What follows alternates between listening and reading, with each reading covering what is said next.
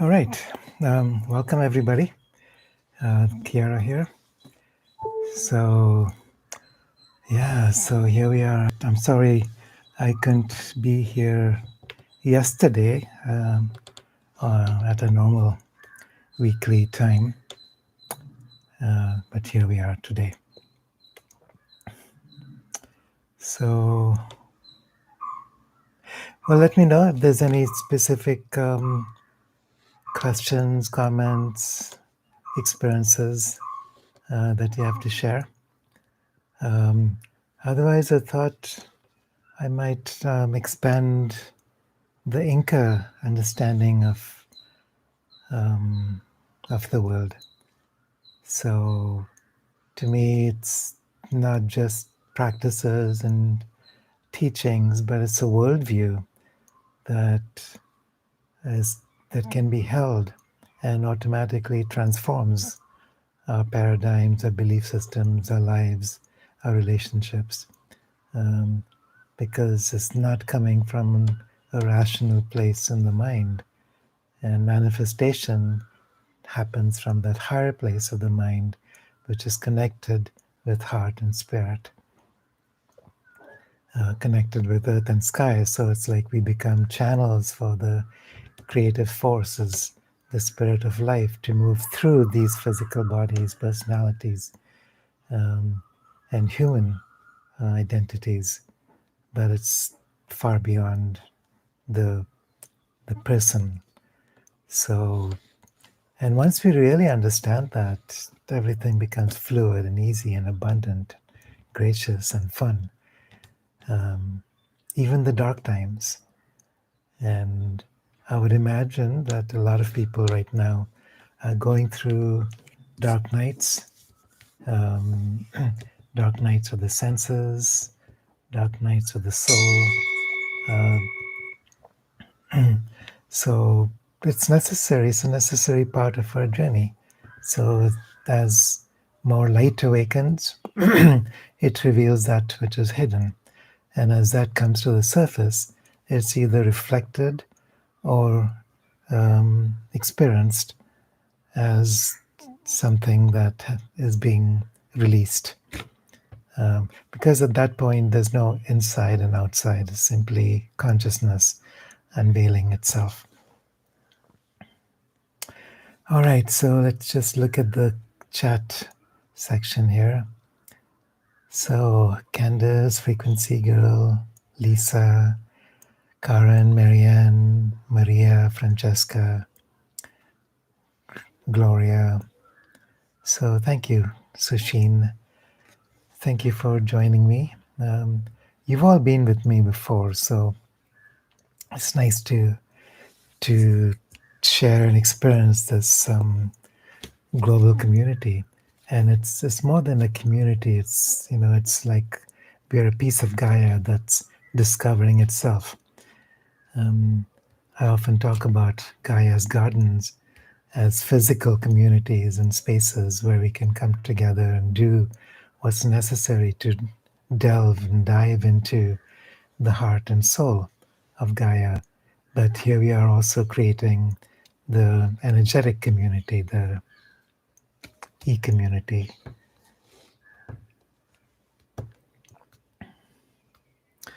All right, so let's start with the Inka cosmovision, because I think as we enter into the next phase of our evolution on this earth, it becomes really important to see things in a non-linear, non-causal fashion, because our sense of duality, a sense of separation, actually comes from being locked into linear time and locked into a causal understanding of events. So when we move from linear into multidimensional or synchronistic time, there's no cause and effect.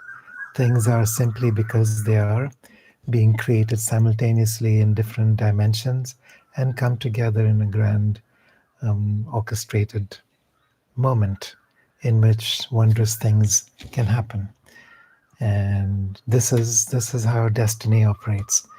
And as you know, this is a time that many cycles are coming together, many different dimensions are converging to give us an opportunity to break out of our dualistic linear mindset and enter into um, the web of life that represents Gaia in a whole new way. So we're going through a shift, as we all know. And what this shift looks like is really up to us. We create the new earth, we create the next cycle of our expression. When I say we, I'm not just talking about the personal self, I'm talking about what comes through us, the universal self expressing itself to shape and direct Gaia's destiny. So we are part of Gaia, we are an aspect of her. So in the Inka tradition, they refer to Gaia, what we call Gaia, from the Greek version of the earth goddess. They refer to her as Pachamama. But Pachamama is not just the earth, it's the sun, it's the moon, it's the stars, it's a galaxy, everything that's incarnate in matter, in time and space is Pachamama. So literally, Pachamama is the cosmic mother. It's a relationship with the cosmic mother. It's a relationship with our own bodies as cosmic mother. Every cell within our bodies is a fractal hologram of the cosmic mother. So everything within creation, everything on this side of this veil of expression is cosmic mother. In relation to cosmic father, which is the great creator, primordial consciousness beyond time and space, which is also very present with us in our moment to moment expression of divinity. So, we are unique in that we express the spirit and the materialized aspect of our being simultaneously as human entities. Um, or at least once we begin to awaken, sometimes there's a period of time when we simply identify with the personal self, with the physical body, with our personality structures, with our history, our memories, our stories. And we're moving out of that now. So, it may start off that as souls we come into this life fully awakened, but are not able to actually maintain that. And as we step into um, a mental, rational worldview based on what's around us, based on our educational systems, based on our conditioning and our programming, we lose touch with that multidimensionality, with that soul presence.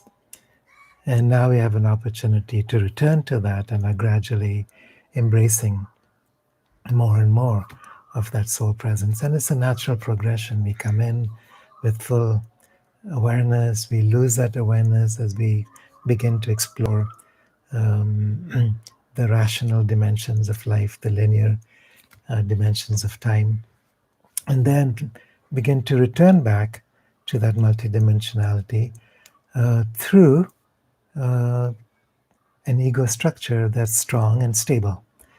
And so the early part of a life is often about developing the strong, stable ego identity.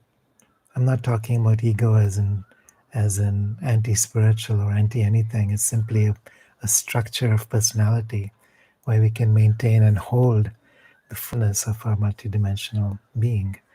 So it's like, it's a container, the chalice through which divinity can flow. And so it requires an integration of our personality structures. It requires that we can embrace our emotional traumas and our shattered psyches from whatever period in our life or past lives we've learned to fracture ourselves, and it happens by itself in these times, just by focused intention and will. So in the Inca tradition, there's a strong understanding that this is a starting point. We are universal beings. We are incarnating into soul and personality structures in order to express this universal consciousness more fluidly, more multidimensionally in this very beautiful field of diversity that we call physical reality. So, what they say is that everything in the universe is alive, everything is conscious, everything is interrelated, everything has um, everything is a fractal expression of everything else. So we are holograms of each other. Every cell within our bodies is an entire universe. Um, and we can actually experience this through levels of the mind that are beyond the rational mind, beyond meaning in the upper worlds above that function of the rational mind, and also in the lower world, mm, connecting with the cellular levels of the mind. So, this is the wisdom of the body. This is um, an intelligence that we can tap into and develop as we connect to the intelligence of Gaia.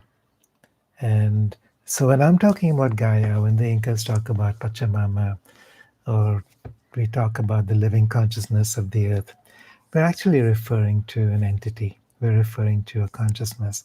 It's a living being, just like you and I, except that our plane of expression is through these limited physical bodies at this time, whereas for Gaia, it's an entire planet.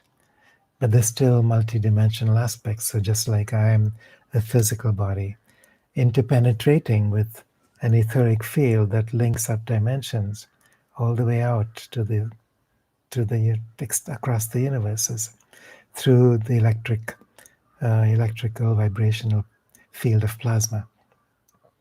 And then there's the mental, emotional bodies through which we express ourselves, through which we think and feel, emote, and understand what it means to be human. Then beyond that, we have the soul consciousness, which connects with the soul consciousness of an entire planet, a solar system, a galaxy, a cosmos, and out beyond to the self. So these are structures that we all carry. And Gaia's multidimensional self is no different from ours. So the Incas understood this. So when they referred to their bodies as Pachamama, to the earth as Pachamama, to the entire cosmos as Pachamama, it was an understanding that we are fractally connected with each other. And as we open up doorways within our own being as personal human entities, we're also linking up with the vastness of the cosmic mother across time and space and influencing her as we are influenced by her. So there's no hierarchy on this in this understanding of the universe. It's not hierarchy in terms of greater and smaller. It's just hierarchies of function. Because I'm connected with everything anyway, there's no separation to begin with. It's just that I have a role to play in this physical body where Pachamama might have another role to play through a planetary body. And eventually our journey is to explore all of that, isn't it? So we start off in this moment as Homo sapiens. We've come through many different evolutions in the past, some of them higher dimensional, some of them not as much. We also have origins in various star systems and planetary homes, which we carry with us as memory fields within our own human awareness, if we learn how to access that. So much of the Inca practices are about learning to access this, learning that there's no hierarchy, there's no duality, meaning that there's this continual flow of what they call Aini. Aini is energy that flows reciprocally. There's only one field of energy. It's not divided up as negative, positive, good and bad, right and wrong. That's what we create through our programming, as how we experience ourselves. And it's a very limited understanding of the universe. Once you get used to the idea that everything is a flow, um, everything is connected, and energy moves simultaneously in all directions at once. And these energies are plasmic fields. So there's information that can be conveyed in one small part of the universe, which can be instantly accessed every place at once. So this is the universe. This is the organic nature of time and space. It's not separated by time and space. Within this field of unity, things happen and simultaneously and immediately link up with all of life. It's all one expression. And so, what we are learning is to reclaim our wholeness, reclaim the fullness of who we are as divine presence. So, presence is to be multidimensionally aware of the entire fabric of time and space, here and now. We find ourselves locked into linear time, which means we lose touch with that presence very often. Basically, what that means is we get trapped in the past, or we get locked into something to come. We get caught up in fears related to past and future. When you're fully present, there's no fear, because fear is about feeling separate from the rest of yourself, the aspects of yourself that you've projected as externalized, as belonging to something else or someone else that can hurt you or take away from you. So, so coming into presence, coming into multidimensionality means coming into absolute trust, absolute love, absolute presence without fear. And that's our journey. And it's a beautiful journey as we learn to create these doorways between the worlds. You know what the Inka says, that much of our conscious awareness comes from our identity with the personal self. So the middle world, as they call it, is the world that's determined by the four lower bodies: the physical, etheric, emotional, and mental, the vibrational states. And they interpenetrate and connect together and act as a single unit. So this is the middle world. When we open doors to the upper world, we connect with the realm of soul and ultimately with the realm of spirit. When we open the door to the lower world, we connect with the world of nature, with the heart and soul of Gaia. And so we are expanding simultaneously out. And this is one thing I find unique about the Inca tradition. You're not just on a journey into the upper world or into the lower world. You're simultaneously experiencing the upper world and the lower world as part of who you are within yourself.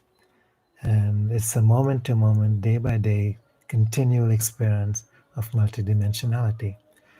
So the practices that we've been doing of first connecting with this bubble uh, comprising the middle self, then opening to the window above the bubble connecting to the upper world, receiving those electrical forces moving through the entire bubble down into the earth, and then receiving through the principle of Aini or reciprocity, the magnetic forces coming up from the earth, through your body, through the bubble, up into the sky. So then there's this constant interchange of life force, of plasma, that links you up with your soul body, and through the soul body links you up with um, everything beyond. As the Hindus say, the whole universe is like a net, an interconnected net. They refer to this as Indra's net. And they say that this net is like a string of pearls where every pearl contains every other pearl. In fact, every pearl is every other pearl. And we begin to experience that once these doorways are open, that we're no longer identified with just the personal self. It's like the drop enters into the ocean and returns as the ocean. So when the drop then expresses itself, it's an entire ocean of consciousness revealing itself through the drop. It's no longer limited to that personal identity or the limited um, structures of power related to the limited identity. We have been programmed to think that we are victims and separate from everyone else, and that people can do something to us or circumstances can be detrimental to our well being.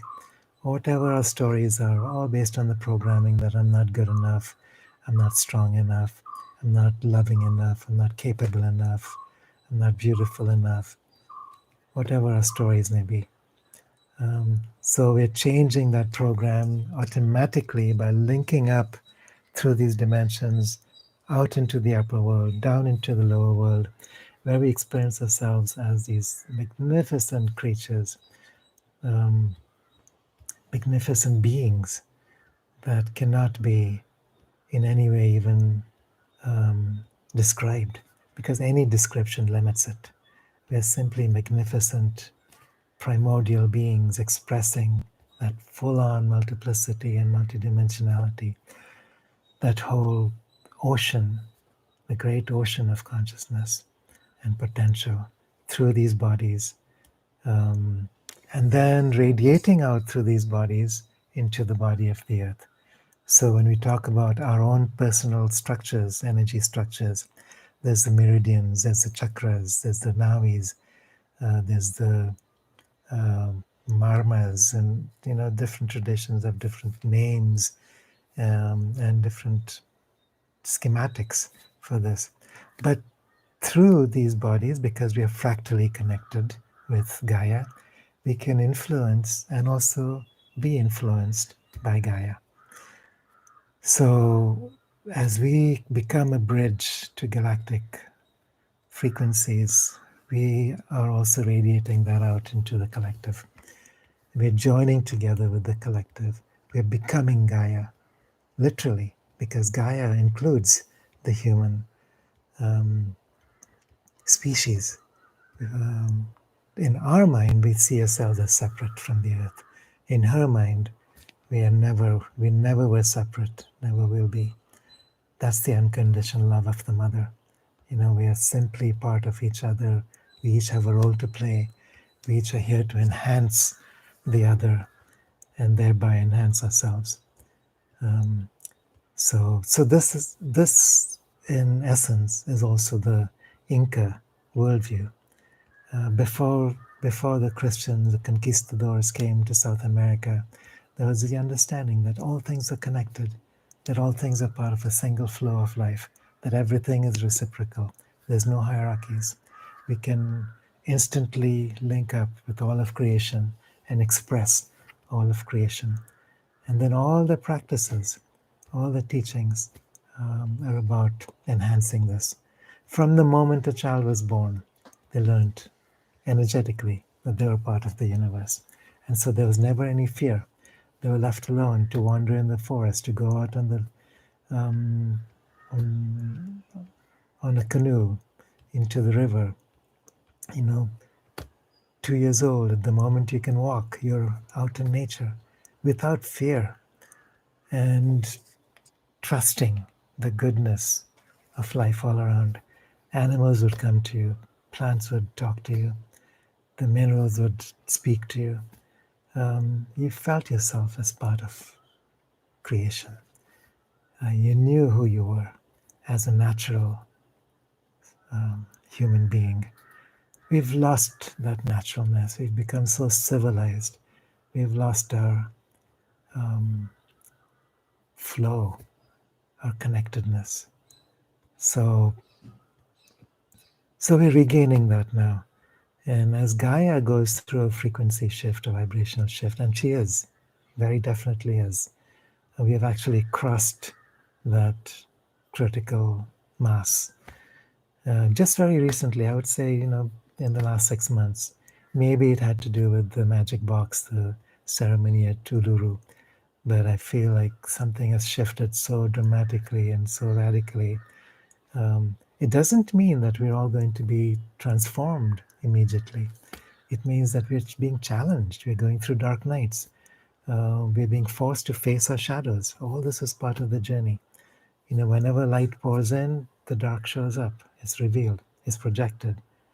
Everything that's been denied and repressed comes to the surface. Everything that's been externalized starts being revealed, whether it's dark or light, and embraced. And then we transform and transmute. And that's the journey towards our multidimensionality. Then we are no longer locked into third dimensional form. We find that our physical bodies can travel through consciousness to multiple locations in time and space. Just like earlier cycles of civilization, just like galactic beings right now. We are far more than we ever thought ourselves to be. And it's time to realize that, to recognize that, to actualize that. So, well, let me quickly look at some comments here. Wow, quite a few. So greetings, blessings to all of you. Buongiorno, bonjour.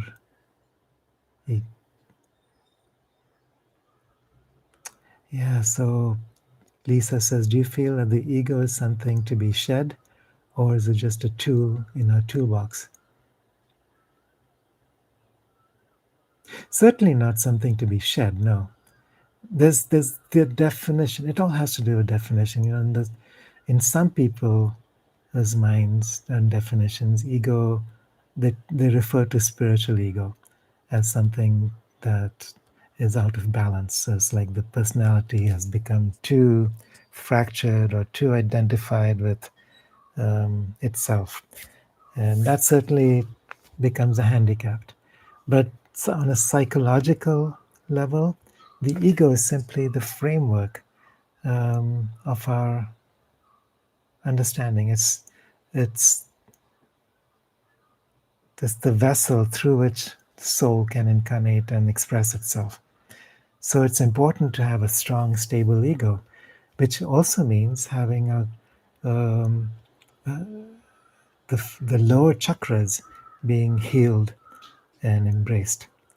So the root chakra in particular is our connection with the earth, with Mother Earth, with trust, with the ability to let go, to surrender, to flow, to follow, and to be secure in the moment, not in a timeline, a linear timeline of maybe in the future or something happened in the past.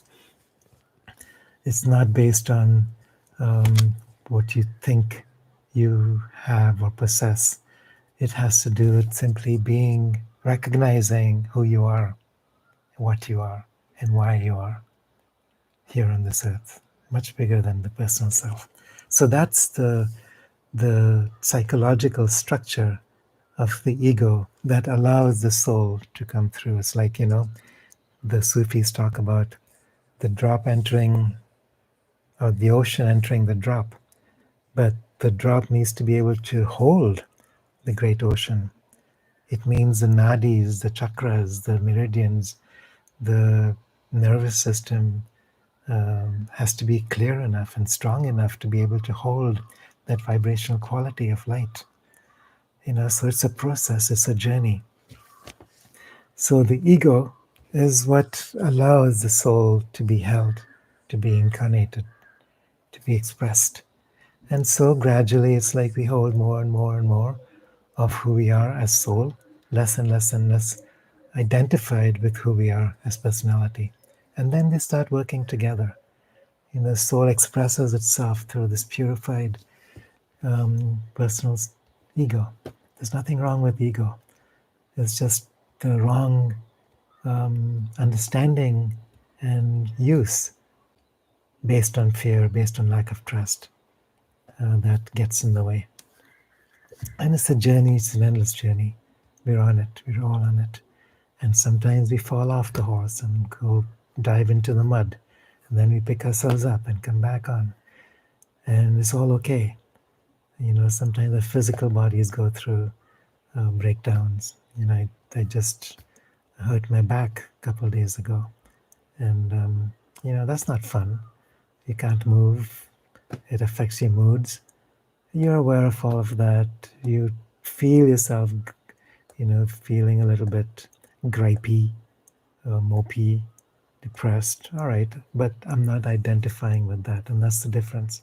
There's emotional states that have to do with physical bodies and harmonic structures and the balance of all of this.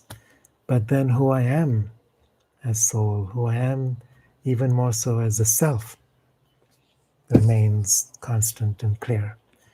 And as I shift my identity to that, that becomes very healing. So then I can move out of the dark night, I can move out of that shadow space relatively quickly. You become aware, you see it as a gift, you transmute it, and you move on. And some of the Inca practices, like the Hucha Michu, are based on transmuting the false aspects of ego or personality self for yourself in your own energy structures, but also on behalf of others in your field, or as you think about or put your energy out there. And essentially, we are here to transform the earth through ourselves. Um, you know, holographically, I am one with Gaia. And so as I shift consciousness, remember the scale of consciousness from, what's his name? Um,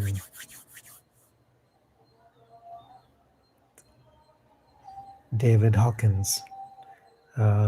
As I move from 0 towards 1000, I become much more capable of transmuting entire fields of collective energy. If I'm vibrating at 1000, I'm directly and fully connected with Gaia as an entity, and therefore become part of her destiny. Um, this is simply why we're here as humans, and it doesn't matter how, it doesn't matter really that we have so many people that are connected on that level with Gaia. What does matter is our quality of connection. So if there's just a few people who are holding that vibration of frequency close to 1000, who can embrace that quality of connection where they experience themselves as Gaia, multidimensionally, fractally, and internally, we become part of this next wave of creation. We can receive the incoming galactic rays and solar micronova and the changes taking place in this magnetic field right now, the incoming cosmic rays and galactic rays and solar rays and ultraviolet rays. All these have the potential to create mutation within our genetic structures. What kind of mutation is it going to be? If you're identified and locked into separate consciousness, then we're talking about artificial intelligence. If we experience ourselves as unified with all of life, we're talking about awakening and evolving as a divine human species, Homo luminous. That's the difference. Whether we're connected with ourselves or separate, lost, and fractured. So our journey is about connection. A journey is about remembrance. A journey is about extending that remembrance out through the collective fields, through the grid lines, through the meridians and chakras of our planet, through all the different natural fields of life. So we're talking about the mineral kingdoms, the plant kingdoms, the animal kingdoms, the invisible beings, the elemental beings, the dragon energies, the Elohim energies, galactic beings that are here supporting our growth and evolution and protecting and helping us to break free of our control systems.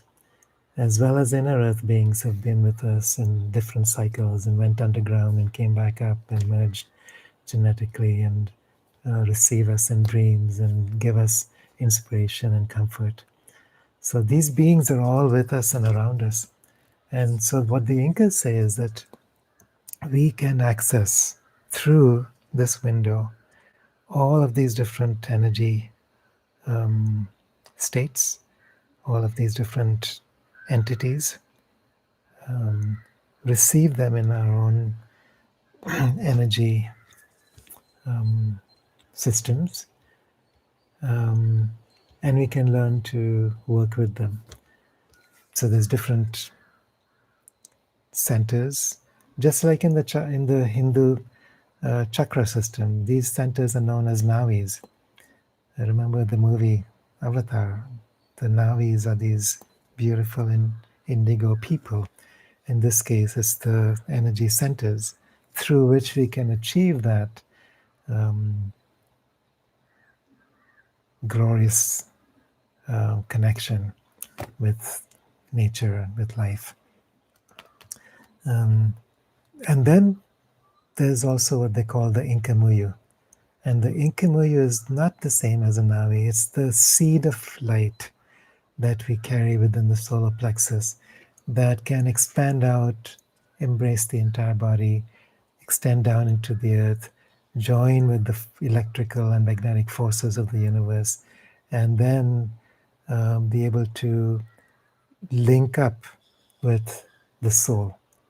So it's the Inka Muyu is the reflection of the soul within the human form when it's activated. So they have these practices for building the tree of life.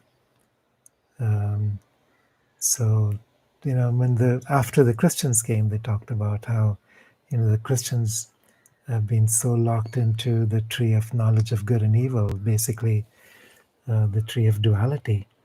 So much of our worldview, our paradigms, our experiences that we have in life are based on this. There's a resistance to something, there's an addiction to something else. We reject certain aspects of ourselves, and we project aspects of ourselves onto other people. We get aggressive, we get violent, we get hateful, we get fearful, all because we've projected our darkness and our light onto the world around us. So what we're doing is reclaiming all of this. We are becoming whole. And this means the dark and the light coming together. This means the whole process of alchemy and transmutation, where hucha, which is any blockages to the flow, become released. Sami is the nature of the universe. It's just flowing energy. It's living light.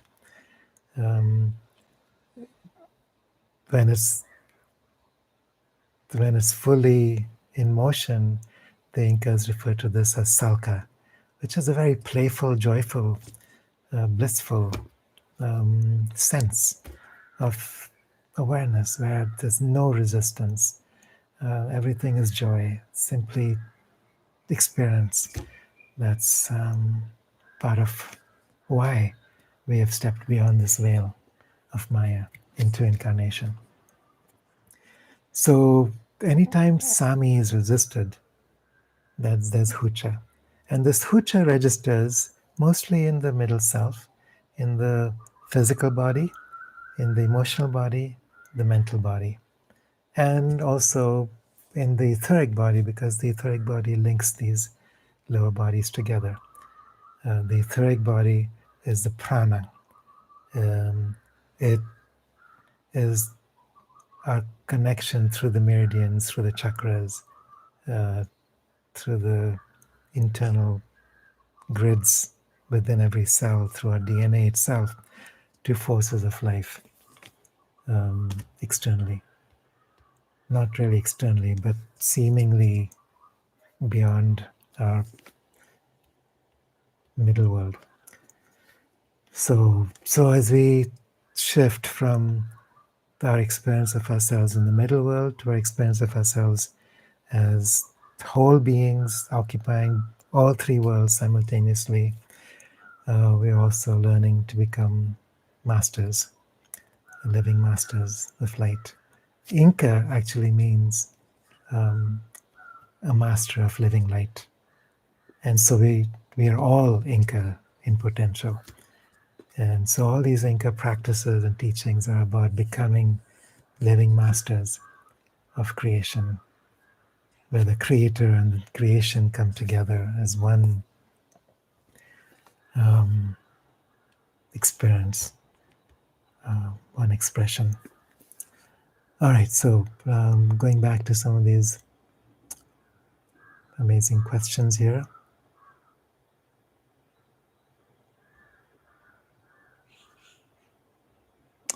All right, so Lisa says Gaia creates the template for us to create on. Yes, that's the grid system. Because these grids are mental, emotional, and physical. So they work with the ley lines, they work with what's called the song lines, through our voices, through our intentions, through the lower bodies, connecting with the soul body. And all of that then becomes a template through which higher self, the creator, can manifest. Okay, there's a question about ego. And then Marianne, are we like Gaia's cells? We die off and others replace us, but we keep Gaia's physicality going. Will then Gaia's physical body one day die and his consciousness reincarnate somewhere else? Wow.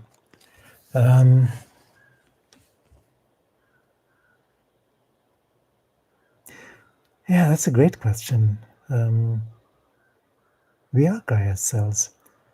And Gaia does go through cycles of incarnation. Many of these have to do with galactic cycles and solar cycles, which follow a generally 12,000 year rhythm.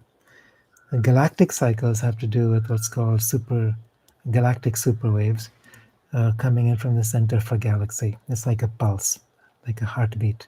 And every time this pulse moves through our solar system, it creates changes within our sun, on every single planet within our solar system, new waves of information, of energy, of possibility.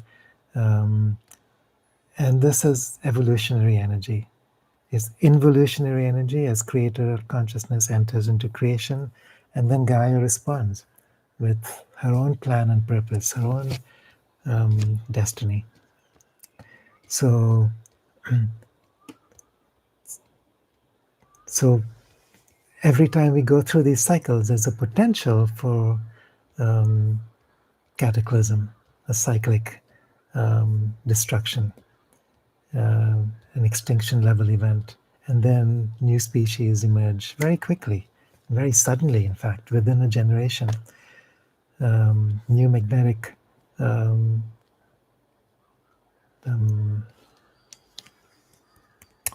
let's just say new magnetic links. And it's the magnetic links of the Earth, the magnetic fields of the Earth, that govern our evolution. If the magnetic fields operate differently, our relationship with the subtle bodies also changes. And that's why any being who incarnates on this earth, we're even talking about extraterrestrial beings, anytime you actually incarnate in physical body on this earth, you will go through a vibrational change because you're tuned into a different magnetic field. Now this magnetic field is being changed. It's hard to say exactly what this change is until it's done. But as it goes through these changes, it's literally like going through a rebirth for Gaia. I remember in the interview we did on Age of Pandora with Lisa Whaler, she said something about Gaia as an entity, the soul of the earth, may be leaving. and exploring another planet, or um, embodying as a planet or galaxy someplace else. And meantime, we as a collective humanity are being groomed to step into a place. It's an intriguing concept. We all are here to grow, to learn, to explore the limits of spirit potential.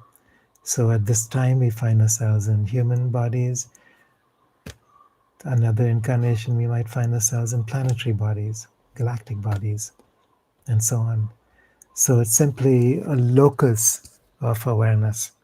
And as we learn to integrate without resistance, without judgment, without fear, we create space for more and more of the self to incarnate through the human personality structures. So, who is to say that we're not being groomed to become planetary souls, either personally or collectively? And then she continues, and if Gaia's consciousness goes elsewhere, does a planet's consciousness ever choose to incarnate in human form? Because that would be cool to have once been a planet. Well, that's amazing, isn't it, to consider? And yes, I would say certainly that's possible. Certainly there are people on this earth who are holding planetary consciousness. And we can all train ourselves to do so more and more. It's all about becoming holographically connected. So whether humans become planets or planets become humans, it's about becoming holographically present. Often you'll find there's masters who show up right in front of you. They physically materialize in front of you, give you a message. They may not reveal themselves while they're doing it. It's maybe, you have to look behind you to see them, because they don't want to, play. They don't want to necessarily play with your mind unless you're open to that. So, okay, so they materialize, they give you an important message, and then you say goodbye. Next thing you know, they're gone. Sometimes you actually see them dematerialize. This has happened to me on a couple occasions. It's been a mind-blowing experience. It's like, what? How did who? And it's like, okay, but the message that came was so significant, and we all have these messages that from time to time that put us on our path, the next level of our soul destiny. So yes, there's beings incarnating who know how to travel across these timelines, across dimensional grids, and basically show up and release incarnation as they wish. In the next cycle of Gaia, once that's established, souls will be able to land and leave just like that. We will not need to birth ourselves in the way we currently do, through sexual reproduction, through needing to go through, at least for humans, 9 months of gestation. We'll simply beam in, go through different dimensional frequencies. The Earth will be on a dimensional frequency where this becomes easier to accomplish, and we will not need to go through the laborious cycles of death and birth. Death and rebirth are not what we think they are anyway. It's simply one continuity that goes through different identifications with different layers of our being at different times. Sometimes more multidimensional, sometimes limited. If you're limited by personality structure, then we call it death or rebirth. If you're multidimensional, there's no death and there's no birth.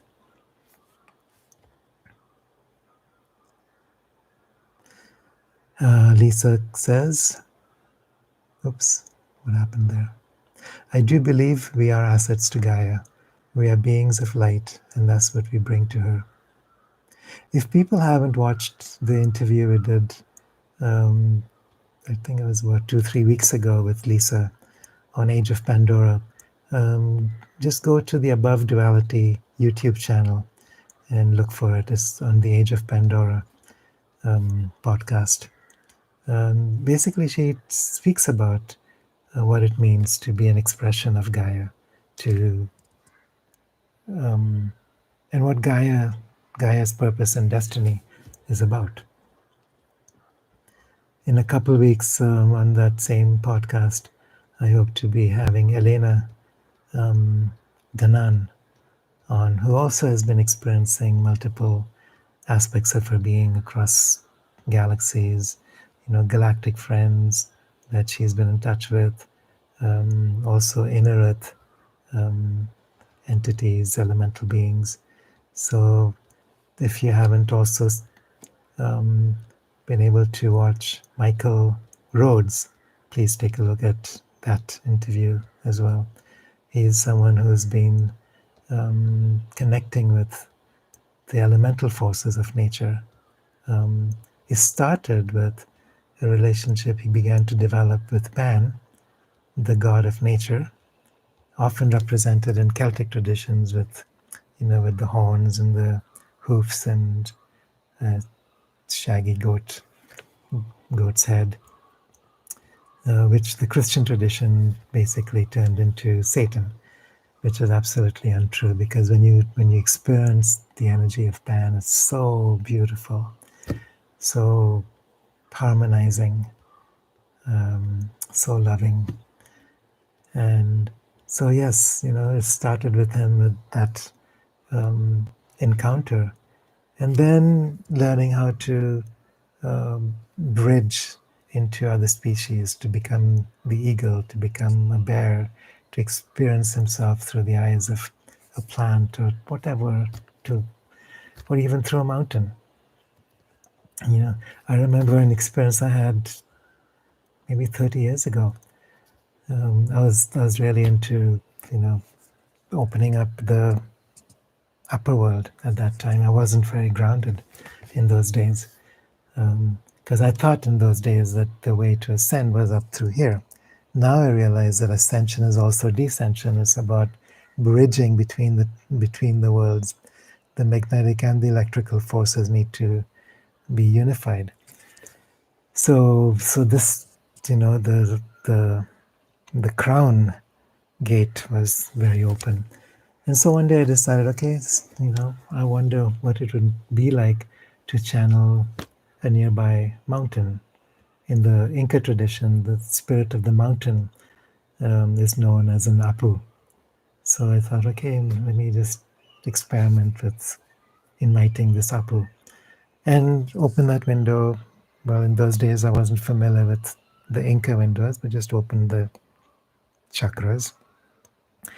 And I felt this very dense, deep, heavy energy entering through my body. I just couldn't move. And my mind just couldn't function because everything had become so slow and heavy. Like, remember in Lord of the Rings, the Ents, the tree spirits, where everything takes time and everything that is worth speaking about must take time to be expressed, because you're not stuck in a linear version of who you are, and therefore everything becomes magical, multidimensional, and beautiful. This experience is so precious. So I don't know why I started talking about this. I was talking about Michael Rhodes. Oh yes, the Inca path is very much about descension of the soul, as well as ascension of the personality. So it's just depending on which you're identifying with. You call it ascension if you're identified with the personality structure. You call it descension if your identity has shifted to become the ocean.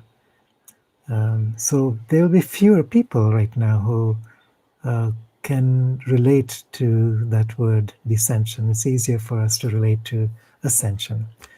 And there will be a time, and this is also part of how you can measure your internal state. It's like, am I identified more with personality or more with soul? And there will come a time, or more with self. These are three different aspects of being.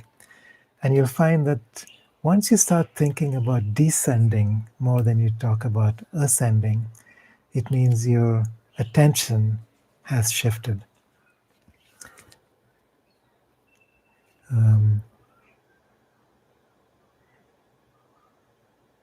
Okay, and Lisa says, and yes, I can tell you, Gaia and all planets incarnate on their own planets. So yeah, so Gaia is more than just the planet. The planet is simply the body, just like we have physical bodies. We also have soul consciousness. We have heart presence. We have the self that animates all these different bodies. And in the Inca tradition, the self then is reflected in what I said earlier, the Inca Muyu, the seed of light. And then the growing of this tree of light or tree of life is about creating this permanent connection between earth and sky through your physical structures. So every single cell becomes radiant with creative expression and light. So every single cell then becomes a reflection that it becomes a radiance that can reflect out into the world.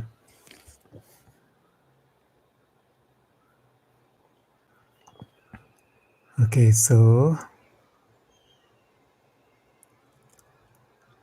Anonymous 18 says, hello Chiara, can you tell us more about the sun and will it affect our consciousness? So she's talking about, or he talking about the flares, the solar flares, and perhaps also the solar micronova that takes place every 12,000 years. So, according to Douglas Vogt and Ben Davidson and Chan Thomas and so many others. If you're interested in this theme, please go to the Grand Solar Minimum Magnetic Reversal Facebook forum and check that out. There's some really amazing people on that who have done this science research and are very eager to communicate all this.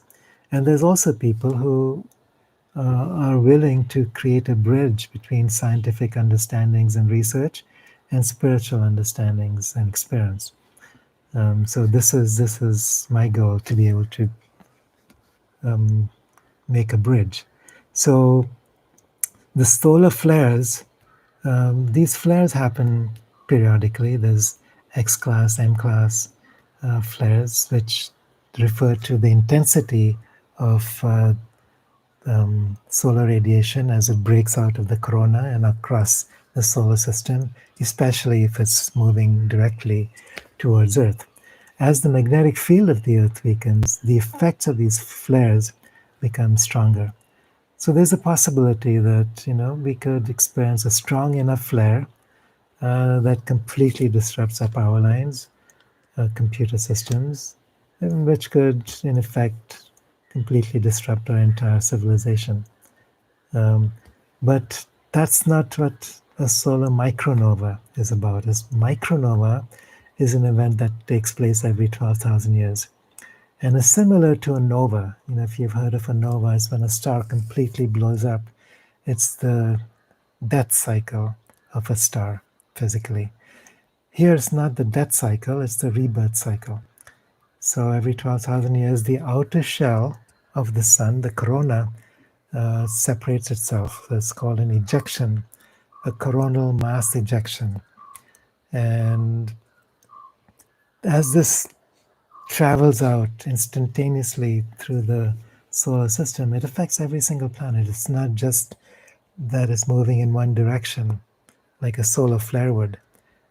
So a solar micronova extends out spherically through the entire solar system with enough force to actually push planets back and scorch the sun facing side of that planet or moon, where the other side of the planet goes through a flooding cycle because of evaporation and condensation, and also because of the crustal plate displacement that follows. I mean, these are all heavy duty events.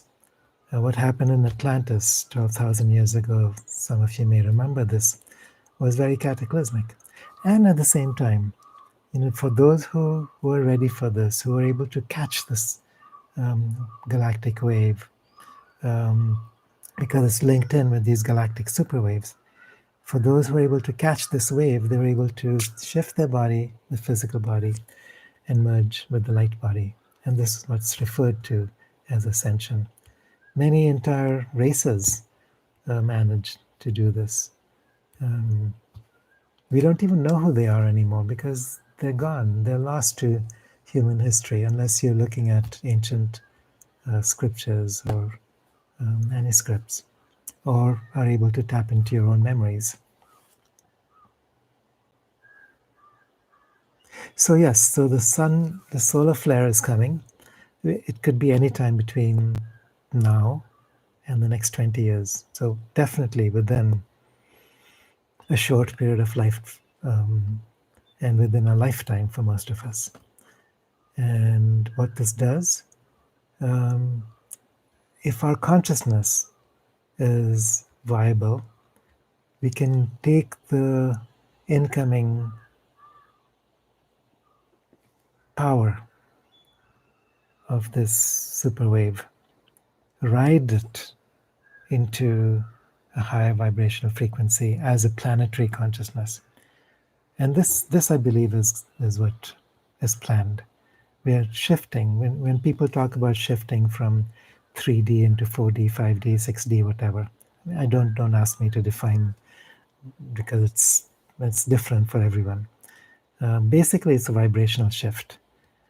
So as we go through this vibrational shift as a planet, we transmute the cataclysmic option into something else. And what that something else is up to us. It could be so beautiful, beyond anything we've ever seen or heard or imagined. I believe so. I've seen that in some of my meditations. So Sri Aurobindo and the Mother speak about the supramental world that is being built now. And the supramental light is something that has the potential to transform the field of matter itself. So moving from what they call physical matter to true matter. So it's still physical. The senses are still physical. You're still incarnated within the physical body. But the vibrational frequency of this physical body is not third dimensional. It's fifth dimensional or higher. And this is what happens when these galactic beings or ascended masters actually show up in front of you. They incarnate, or the ships materialize. It's because they are higher dimensional beings who have the power, to them is child's play, to shift down into this density and then shift back out. And this is something I imagine will become our normal experience as we shift from this planetary frequency to the next, from the caterpillar phase to the butterfly phase. And I see that this solar micronova that's coming has this potential. And that's the interaction between Gaia and soul is what creates this potential. And we, as humans, are part of Gaia holding that bridge, making this possible.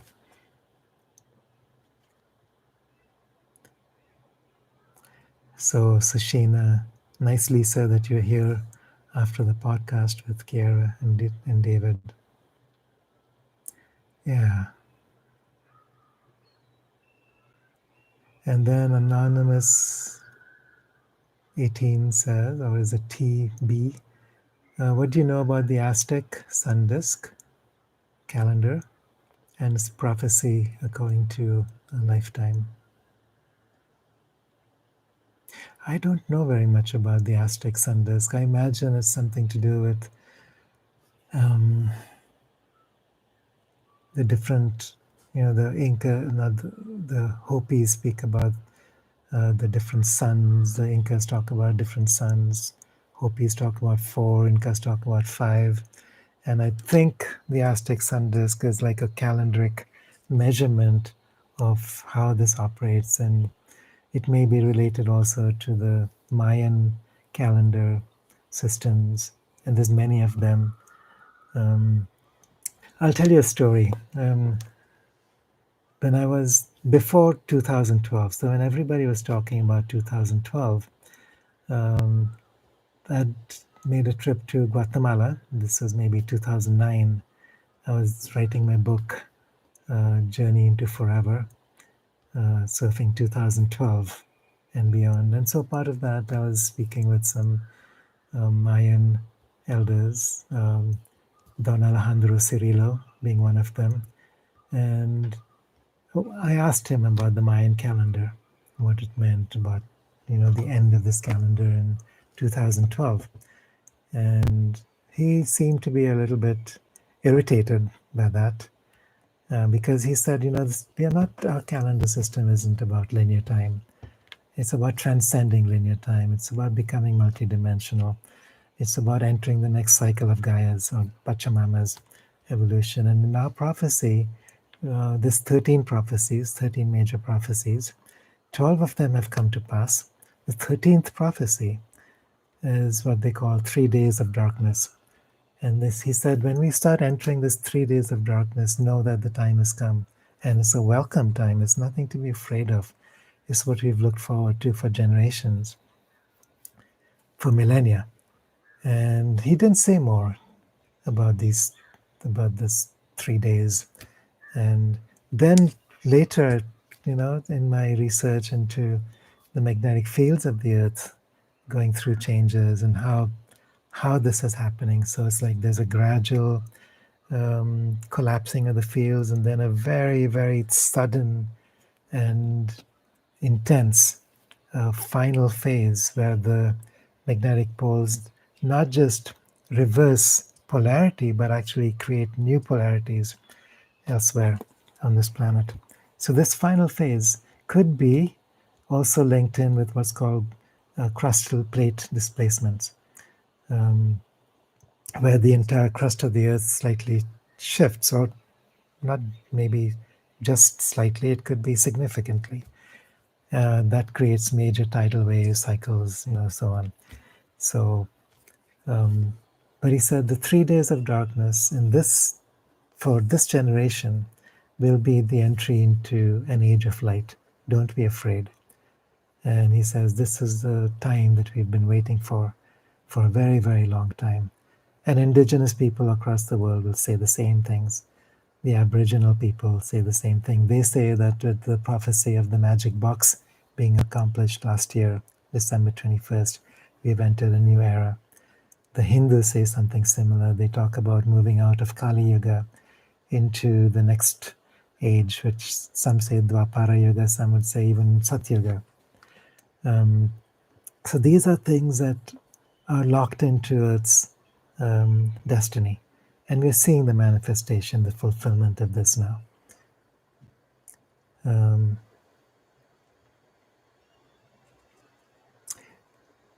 Masters of living light. Are the solar flashes changing us? Of course. Yeah,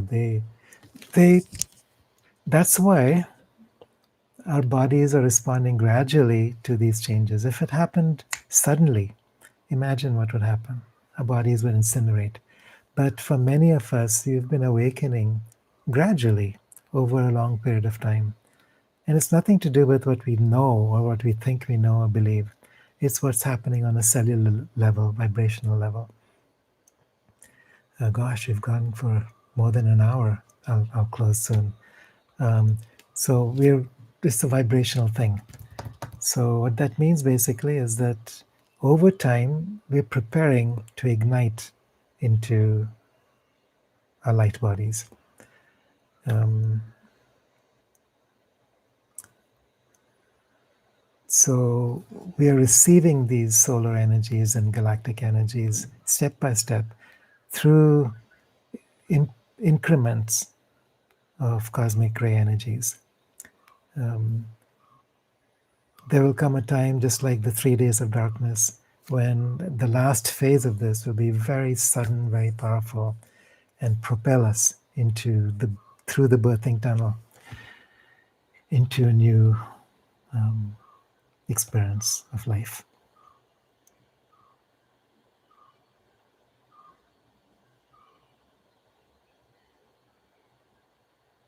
Yes, we're all taking a step up and evolving, even Gaia.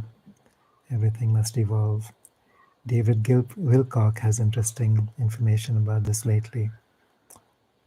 Okay, I'll check it out. If you have a link, Anonymous, just put it on chat. Thanks. Ingmar, hey. Good to see you. It's been too long. Yeah, let's keep in touch, brother. Sushina says, James Hillman says, to grow is to descend. Aha, I feel it's really true. Well said. Can we get live Lahinur initiation online? Says Mystic. Yes. And we can spend some time with that on another occasion. I've also been doing this with my classes, with the webinars. Also take a look at this book, Homo Luminous and Gaia Luminous. Homo Luminous is more of a practical manual, so um, more about Ilahi Nur and the Inka teachings and practices that people can actually do step by step. And Gaia Luminous is the big picture perspective. So it's the science behind some of this, it's the spiritual and psychological aspects of the shift that we're making.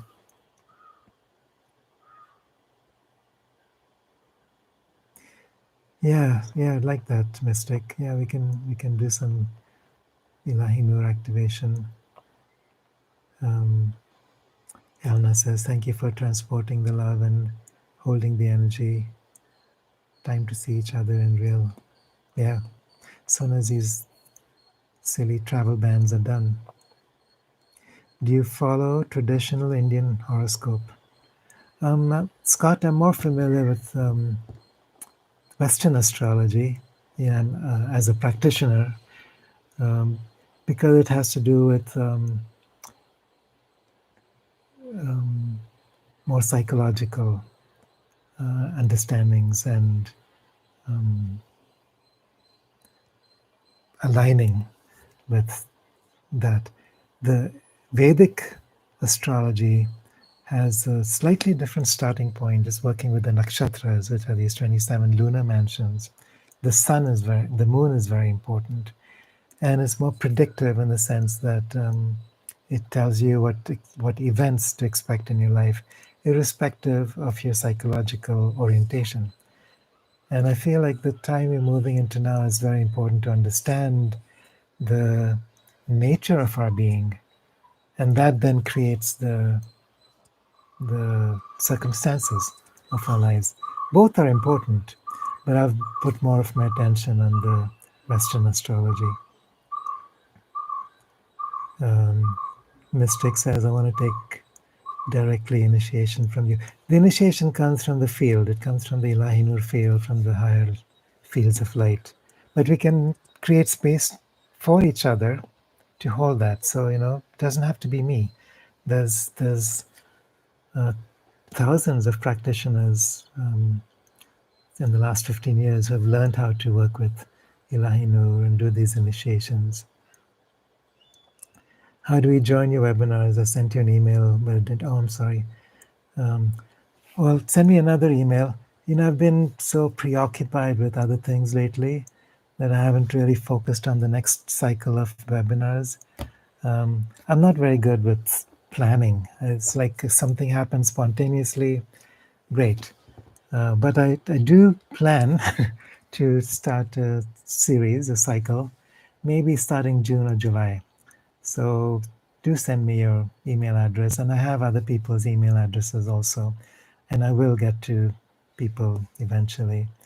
If June or July works with people, we could do a cycle, maybe bi-weekly or monthly, where we take an entire weekend online to explore either Ilahinur, the Inka work, the integral yoga, just talking about what's going on planet-wide, joining with the fields of Gaia, understanding who we are. Um,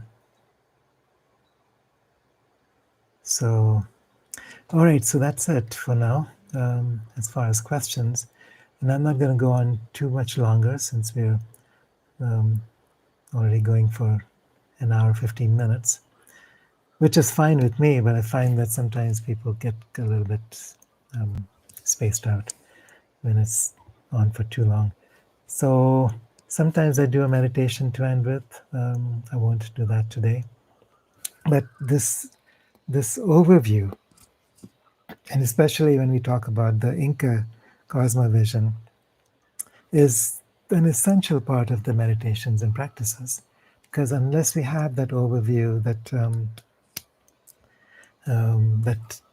unless we've been able to shift paradigms, it's not. It doesn't make sense. It's not just about doing something. It's about holding a perspective, and then the doing happens by itself as we do that.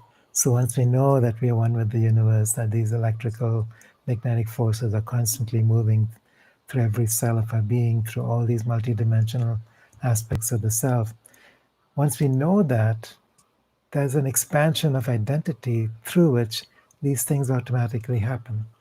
And vice versa. The more we work with the practices with intention, we create that multidimensional identity until eventually it doesn't need to become a practice anymore. It just simply is your daily experience. All right, wonderful. So thank you for joining me once again. It's great that we can, do this together. I love it. It helps me to maintain my own frequency. It also helps me to see more of the big picture. Every time we talk about this, every time we respond to each other's questions, I understand things a little better. So next week on Age of Pandora, I think we have Jason Shurka. So I don't know him. I've never met him. I haven't even watched his videos yet. I plan to in the next few days, but I hear that he's quite amazing. All right. Thanks, everybody. Candace, Carolyn, Maria, Frequency Girl, Francesca, Scott. So next week I'll be online again on Saturday, and I'll let you know more about the webinars and so on. Also, keep in mind in November, if travel isn't a problem, that we'll be spending 2 weeks in the Red Sea in a beautiful circular reef called Sataya Bay, swimming with wild dolphins. So we have room for up to 20 people on the boat per week. So if any of you might be interested in that, I already have a list of a few people. Forgive me if I haven't sent out a mass mailing yet, but I will soon. And if those of you listening to this might want to join us, let me know. My email, if you don't have it, I'll put it in the chat, is kiara@eternaldoorway.com. And my website is kiarawindrider.net. All right.